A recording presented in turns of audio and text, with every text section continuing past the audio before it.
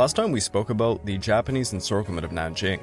As battles erupted around Lake Tai, the Chinese troops used guerrilla tactics and artillery to resist the technologically superior Japanese. However, internal strife and logistical issues began to weaken their defenses.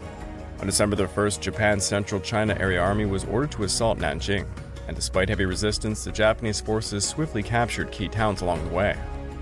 By December the 7th, with Japanese troops closing in, Chiang Kai-shek prepared to evacuate the city.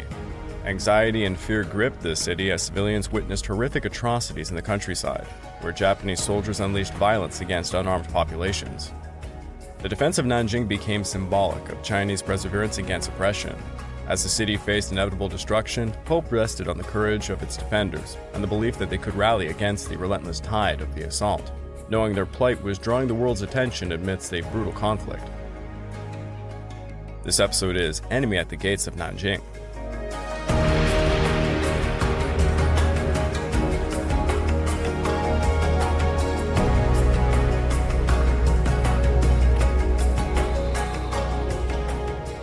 Hello again and welcome back to the Fall and Rise of China podcast. I'm your dutiful host, Greg Watson. But before we begin, I just wanted to remind you all that this podcast is only made possible through the efforts of Kings and Generals over at YouTube. Perhaps you want to learn a bit more about the history of Asia? Kings and Generals has an assortment of episodes on the history of Asia, and so much more. So go give them a look over at YouTube. So please subscribe to Kings and Generals over at YouTube. You can help produce this content by checking out www.patreon.com/kingsandgenerals. And now, don't forget our sister podcasts over at the Pacific War and the Eastern Front Week by Week podcast, both written and aired by me. And if after all that, if you're still hungry for some more history, why don't you check out my personal channel, the Pacific War channel found over at YouTube, and my podcast series, Echoes of War, found on major podcast platforms. Over on Echoes of War, we're just beginning a new mini-series covering the entire Japanese invasion of the Philippines. If you'd like to further support me, please consider checking out my YouTube membership or my Patreon account at www.patreon.com/PacificWarChannel. By joining either of these, you get access to the exclusive podcast series, which is about 32 episodes and ongoing at this point, early access to all the content I make, and voting rights to the subjects I will tackle next. And the latest exclusive episode has nothing to do with history. It's actually going to be a look into Lord of the Rings. Specifically, what was the grand strategy of the Dark Lord Sauron during the War of the Ring? While it might seem straightforward, it's actually more complicated than you think. So if that's of interest to you, please go check it out. War was steadily creeping towards Nanjing, and the remaining residents understood this grim reality. Starting on December the 8th, the distant sounds of artillery began to echo through the city. The following day, the first shell from Japanese artillery struck downtown, detonating at Shijiankou Square. Amidst the chaos and anarchy engulfing much of Nanjing, the population began to dwindle. Looting became rampant. Chinese soldiers were reportedly seen stealing from abandoned stores. Daily life was largely ground to a halt. To this desolate and partially lawless city, refugees from the war continued to arrive, however. On December the 8th, the influx of refugees came to an abrupt halt. All gates in the city wall were locked, only to be opened for urgent military needs. Even soldiers injured in battles near the city were reportedly denied entry, left to perish just minutes away from desperately needed medical care. As the Japanese forces tightened their grip around Nanjing, more civilians sought refuge in the safety zone. American missionary Ernest Forster wrote a letter to his wife stating this: "I wish you could witness the influx of people into this area from all the other parts of the city. All the roads leading here are lined with groups transporting whatever possessions they can carry. Tireless rickshaws, some even pulled by students. Wheelbarrows, trucks, baby carriages, anything with wheels." Back on the evening of December the 7th, bonfires lit by soldiers of Japan's 16th Infantry Division near the Unicorn Gate were clearly visible from Purple Mountain, which was defended by the elite training division of the Chinese Army. The bonfires presented an enticing target for the division, established as a model to inspire the rest of the Chinese forces, who remained eager to prove themselves, even as defeat loomed. Commander Zhou Jianchang of the training division's 1st Brigade suggested a counterattack, and he had a plan in place. His brigade would launch a frontal assault, while the 3rd Brigade, stationed to his left, would execute a flanking maneuver to encircle the unsuspecting adversary. Although the strategy had potential, it was never put into action. The Nanjing garrison dismissed the proposal, citing that "too many of our troops are already worn down." They warned that if a counterattack failed, there wouldn't be enough soldiers left to defend Nanjing. Consequently, the training division was compelled to dig in and await the enemy's arrival. While Chinese defenders were ordered to hold their ground, the 16th Japanese Division approached Purple Mountain. The slopes of the mountain were cloaked in conifers, interspersed with dense bamboo thickets that created an almost jungle-like combat condition. As one Japanese soldier of the 20th Regiment noted, "Just a few paces ahead, you couldn't see anything. Even worse, you didn't know where the enemy was. When we heard gunfire, we shot back at random. Bullets were flying everywhere." As the Japanese soldiers ascended the slope, they were halfway to the mountain's summit when they encountered white smoke and the characteristic crackling of burning bamboo. The Chinese troops benefited from favorable wind. They had just set a fire to the bamboo. Swiftly, the Japanese soldiers drew their swords and bayonets, cutting a wide fire break through the bamboo to halt the flames. Now at the forefront of Purple Mountain was a key defensive position known as the Old Tiger's Cave, located just east of the mountain. As long as this location remained in Chinese control, the Japanese could not capture the mountain itself. Understanding its significance, Chinese commanders stationed a battalion of well-equipped and highly motivated soldiers from the Training Division's 5th Regiment there. Fighting erupted in the afternoon of December the 8th when the Japanese commenced a fierce artillery barrage on Old Tiger's Cave, followed by an infantry assault aimed at taking the hill. Under the cold-blooded command of their leaders, the Chinese battalion employed disciplined and concentrated fire, inflicting heavy casualties on the advancing Japanese troops, who were unable to advance that day. The following morning, the Japanese intensified their assault, combining artillery fire and aerial bombardment on Old Tiger's Cave. Their infantry again attempted the treacherous climb, hoping smoke grenades would obscure the defenders' line of sight. Once more, they were thwarted, facing additional pressure as the neighboring Chinese units launched a counterattack against the Japanese right flank. The successful defense came at a significant cost, however. By the late afternoon, over half of the battalion defending the Old Tiger's Cave had become casualties. Given the hill's exposed position and difficulties in resupply, the officers of the training division reluctantly decided to abandon the position. The battered battalion, now without its commander, retreated to its second highest peak on Purple Mountain. While the loss of the Old Tiger's Cave was a setback for the training division, it also conferred some certain advantages. The Chinese soldiers withdrew to a series of prepared defensive lines through a terrain that they knew intimately. This stronghold centered around Xiaolingwei, a town where the training division had moved into some new barracks over 4 years prior. The battalion soldiers were familiar with every creek, hamlet, bamboo grove, and pond in the region. The Japanese faced quite a daunting challenge. Due south of Nanjing, the 6th Japanese Division had finally caught up with the 114th Division and was deployed to its left for the final push towards Nanjing. Between the division and the city lay a terrain of hills and low mountains dominated by two features known as General's Peak and the Ox Head Peak. The task fell to the division's 13th Regiment to proceed north along the highway, while the 23rd Regiment maneuvered left around the mountains before advancing north along the Yangtze River. The division's artillery regiment, functioning at only half of its typical strength due to 2 of its 4 battalions remaining in the Hangzhou Bay area, were ordered to concentrate their firepower in support of the 13th Regiment as it navigated the terrain beneath the mountain peaks. Unfortunately, the regiment's advance became mired in some unexpected Chinese resistance, and with the artillery deployed too far behind to provide adequate support, the divisional command decided to halt the advance until the following day.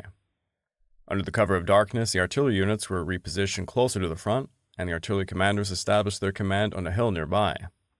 At dawn, they began firing upon the Chinese positions with much greater precision than the previous day.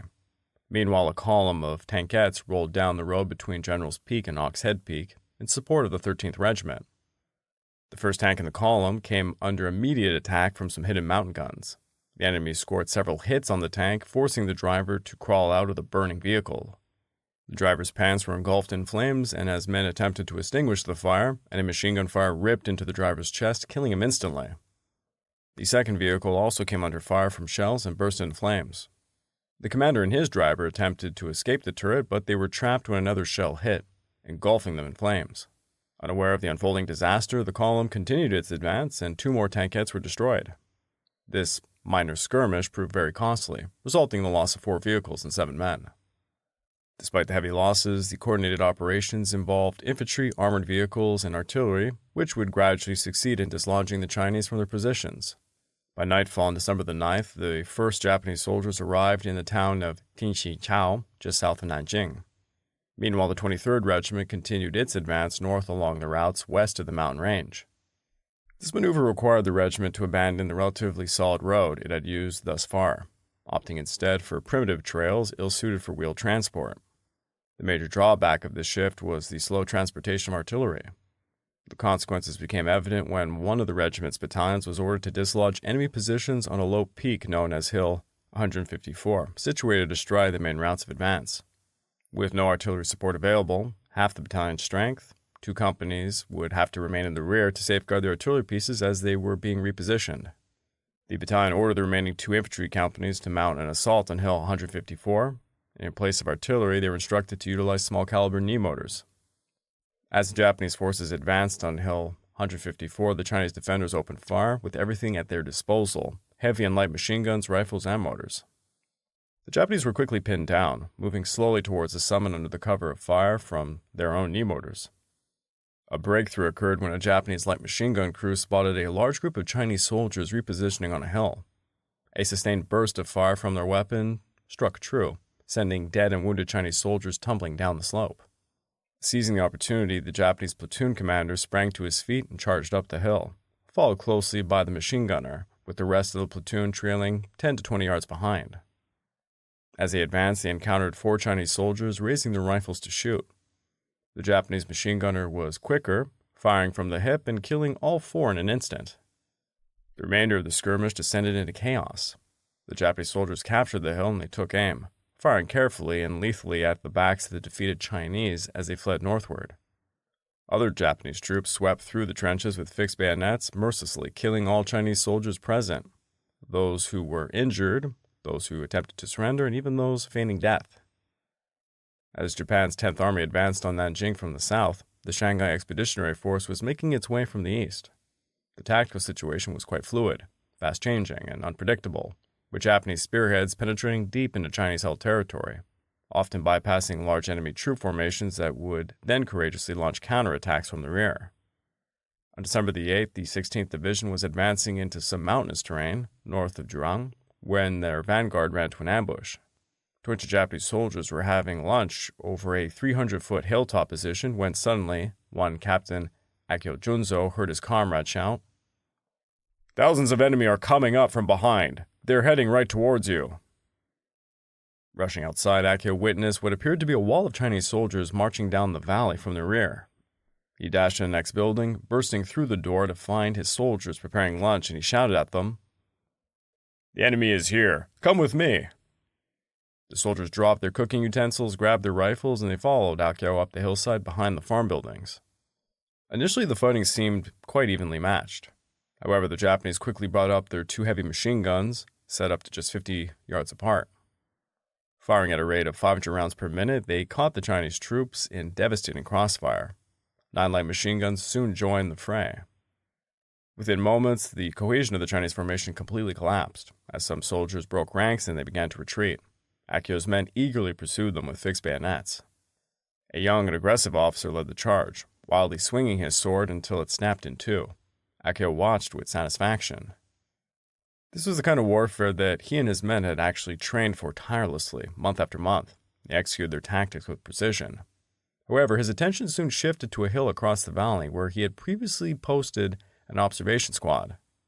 The entire hill was now crawling with Chinese soldiers, all firing at the peak where the small group of Japanese soldiers were entrenched in what appeared to be a desperate battle. Determined to reclaim the hill, Akio led part of his men in a charge uphill, but found themselves pinned down by Chinese gunfire halfway up. A force of 3 squads then just arrived, bringing with them what was urgently needed, knee mortars. They were accompanied by the officer with the broken sword. Akio directed the mortar fire towards the top of the hill, watching as each explosive shell detonated amongst a dense cluster of Chinese soldiers. Taking advantage of this momentary confusion and disarray, Akio and his men rapidly climbed the hill with their swords drawn. Upon reaching the peak, they found only a few Chinese soldiers remaining. One of them pointed a handgun at the officer with the broken sword. Realizing he had no means of defending himself, the officer could only shout, "Bastard!" And this unexpected outburst caused the Chinese soldier to hesitate for a brief moment before pulling the trigger. That split second marked the difference between life and death. Another Japanese officer whose sword remained intact lunged forward and cut down the would-be shooter. Following this, Akio and his men discovered the beleaguered Japanese squad. The soldiers' bodies had been mutilated beyond recognition. Some had their eyes gouged out, others their noses or ears were sliced off. Many were missing hands and feet. There were no survivors.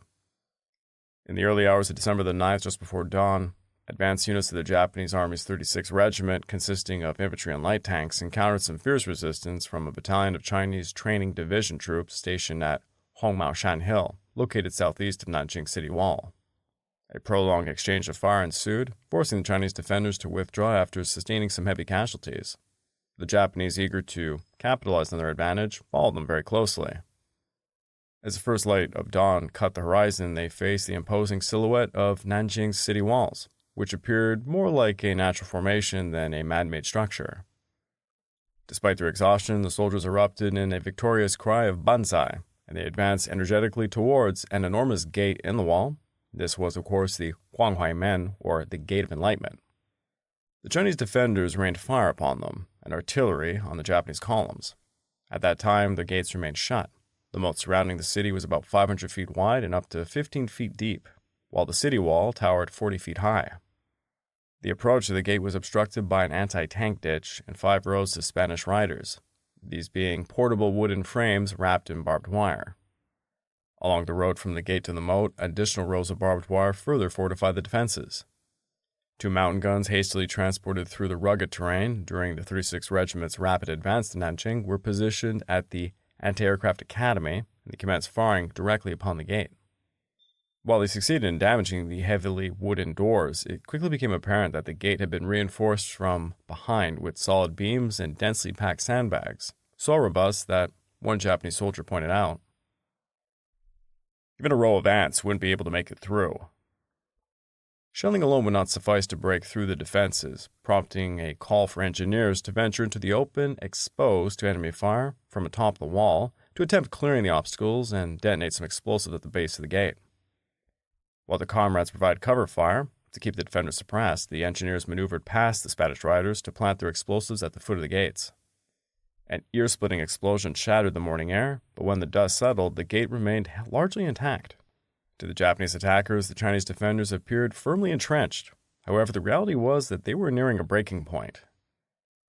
The artillery shelling, coupled with several Japanese air raids earlier that day, had resulted in over 100 casualties surrounding the gate. Reinforcements were hastily summoned from nearby city sectors, including a platoon of military police cadets, led by Lieutenant Xiang Huangyan. Armed with 6 Czech-made ZB VZ-26 machine guns, the cadets commandeered a series of buses and they made their way to the Gate of Enlightenment. The hours before sunset dragged on with a tense stalemate around the Gate of Enlightenment, as neither side managed to achieve a decisive advantage. The Japanese engineers made 2 more perilous attempts to try and blow up the gate, only to find their explosives insufficient to breach the strong defenses. In a rather bold move, the Chinese defenders launched a risky assault outside of the wall to incinerate a flour mill taller than the city wall itself. Thus, if it were to be captured, it would provide the Japanese with an excellent observation post. The Chinese infantry sprinting towards the building with jerry cans and wood became easy targets for Japanese fire. Despite suffering heavy losses, enough soldiers managed to reach the mill and they set it ablaze. As the battle for the gate intensified, on December the 9th, the elite 88th Division of the Chinese military became increasingly involved. The division's 262nd Brigade, comprising the 523rd and 524th Regiments, were tasked with defending the parts of the city wall between the Gate of Enlightenment and the Chinese Gate. 1 battalion from the 524th Regiment was dispatched to bolster the defenses at the Gate of Enlightenment. As the Japanese attacks escalated, this battalion incurred around 300 casualties.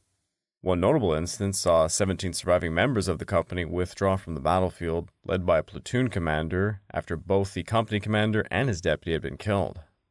The 36th Japanese Regiment had 2 battalions positioned on either side of the gate, with a third held in reserve. However, that reserve battalion soon uncovered that their rear was just as perilous as the front. They were consistently attacked by Chinese stragglers from the countryside, who aimed to break through to the city gate. A Chinese unit also maintained control of a hill southwest of the Anti-Aircraft Academy, directing fire at Japanese soldiers within the campus.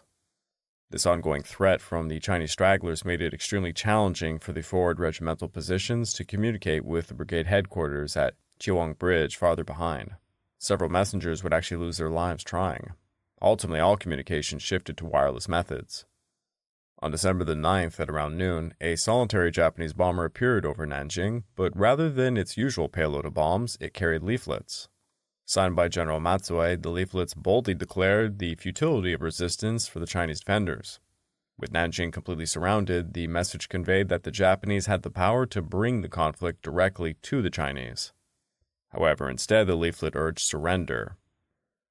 The deadline for a response is tomorrow, and that is the 10th. The Chinese were instructed to submit their responses by noon to the Japanese lines near the Sun Yat-sen Gate. The leaflet warned that if the Chinese did not comply, the Japanese would have no choice but to launch an assault.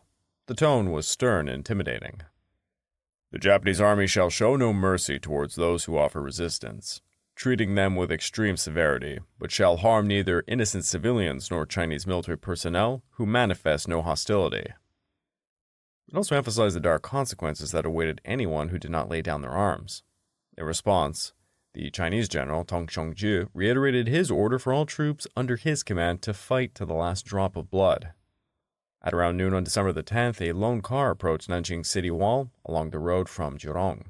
Inside was Muto Akira, the vice chief of staff for the Central China Area Army, accompanied by another staff officer and an interpreter fluent in Chinese. Upon reaching the Japanese line near the Sun Yat-sen Gate, they halted and waited. Their mission was to meet with representatives of the encircled Chinese garrison and receive their response to the previous day's request for surrender. As the minutes ticked away, there was no movement from the other side. After about an hour of waiting, the three Japanese officials concluded their visit had been all in vain, so they turned their vehicle around and they left. Earlier that morning, the Japanese had deployed a large balloon over the city wall, carrying a large white banner with a simple message written in Chinese. Give up this hopeless fight. Open the city gates and surrender. However, this effort seemed to prove useless. As the morning progressed, Chinese shelling intensified, confirming that there was no intention amongst the defenders to surrender. The absence of a formal reply to the established deadline served as a confirmation that the Japanese had no choice but to prepare for a massive frontal assault on the fortified city walls. That day, Matsue wrote in his diary, "Today at noon, we still haven't received a reply from the Chinese to my offer of surrender. So I issued an order for the two armies to launch the attack on Nanjing beginning this afternoon. The resistance put up by the enemy is almost symbolic at this stage. It will certainly have no real effect." The Japanese advance was said to occur along the entire front, targeting Chinese positions at Yuhutui, the Gate of Enlightenment, Dongji Gate, and the heights of Purple Mountain. Still, one final option remained: the proposal for a 3-day truce sent to both the Chinese and the Japanese governments by Rabe and other foreign representatives from the day before. However, this hope was dashed later that afternoon. Tong Chongju issued an order at 7 p.m. calling for a fight to the bitter end. He warned that anyone leaving their post without permission would face severe punishment, and those failing to prevent others from withdrawing would also be penalized. Additionally, he dispatched Song Xilin and his 36th Division, his closest equivalent to a Praetorian Guard, to patrol the Yangtze docks and thwart any attempts to escape across the river. "We must defend the city with all of our strength. We cannot give up an inch of our soil." The battle for the Gate of Enlightenment remained fiercely contested. Soldiers of the 9th Japanese Infantry Division, surrounded by Chinese forces, found themselves questioning whether they were the ones laying the siege or if it was the other way around. The division's 36th Regiment, entrenched directly in front of the gate, was effectively cut off from the rest of the division, lacking even a telephone line to the 18th Infantry's brigade headquarters at Jiwang. The area was swarming with Chinese stragglers trying to return to their units. Japanese infantrymen who had exposed themselves in the open risked being fired upon from all directions by unseen adversaries. Things began to change at 8 a.m. when the brigade's deputy commander climbed out of an armored vehicle at the Jiwang Bridge and led a supply column through the terrain that was only now partially under Japanese control. The column, carrying 500 artillery shells and machine gun ammunition, arrived without incident, replenishing the 36th Regiment, which was dangerously low on supplies. Soon thereafter, signal troops established a telephone link to the regiment, enabling communication to flow freely. By 4 p.m., a breach had finally appeared in the outer gate. The Japanese artillery units could now see well-fortified sandbag positions inside the gate, which would also need to be destroyed. But for now, they had overcome their first obstacle, and cheers were erupting amongst the batteries. Tong Chongju understood the significance of the Gate of Enlightenment in the battle for Nanjing. he had entrusted its defense to the remnants of the elite German-trained 87th Infantry Division. He also had deployed survivors from the 156th Division and dispatched armored cars to that section of the city wall and rolled artillery near the gate to provide close tactical support. Then suddenly cries of banzai rang out as a rising sun flag hoisted above the city gate. Major Ito Yoshimitsu, the commander of the 1st Battalion positioned near the Gate of Enlightenment, had ordered his 1st Company to ascend the debris-laden slopes flanking the gate that had accumulated during many hours of shelling. As the soldiers of the 1st Company infiltrated the gate, Ito quickly instructed the 4th Company to fall closely behind them. By the time the Chinese forces recognized the critical breach in their defenses, it was far too late. The 2 Japanese companies secured the gate and they moved up 100 yards inside the city, establishing positions in several buildings. They had created their foothold. A few miles southwest of the Gate of Enlightenment, the elite German-trained 88th Chinese Infantry Division was embroiled in fierce combat. They were defending the rugged hills in front of the Chinese gate known as Yuhatai, which was crucial to holding Nanjing. As General Sun Yuanliang, the division's commander, put it, "The enemy won't die by himself." The division deployed its 527th Regiment to Yuhatai alongside 2 artillery companies, while keeping the 528th Regiment in reserve. Now, although the 88th Division had once been part of the pre-war elite, it had suffered significant losses during months of the grueling fighting, especially at Shanghai. The division now comprised only 6,000 to 7,000 soldiers, of which 3,000 were newcomers brought in to replenish their depleted ranks. The division did possess one notable advantage over their opponents, that being terrain. Yuhatai was a nightmare for attackers. Military planners had long assumed invaders would assault from the south, leading to the fortification of the area. Consequently, the defenses included extensive anti-tank ditches, concrete reinforced pillboxes, and rows of barbed wire, all designed to thwart an invasion. Moreover, Yuhatai had frequently served as a training ground, allowing the 88th Division soldiers to jump into pre-prepared trenches during maneuvers. When the Japanese 6th Division arrived at Yuhatai on December the 10th, it became immediately clear to their officers that the Chinese had transformed the area into a formidable stronghold. Strategically placed Chinese machine gun nests pinned down Japanese infantry, rendering them unable to advance or retreat. To counter this, the 6th Division set up its artillery to provide close tactical support, even at great risk themselves. A battery commander was killed while maneuvering his guns to target a heavily fortified Chinese position.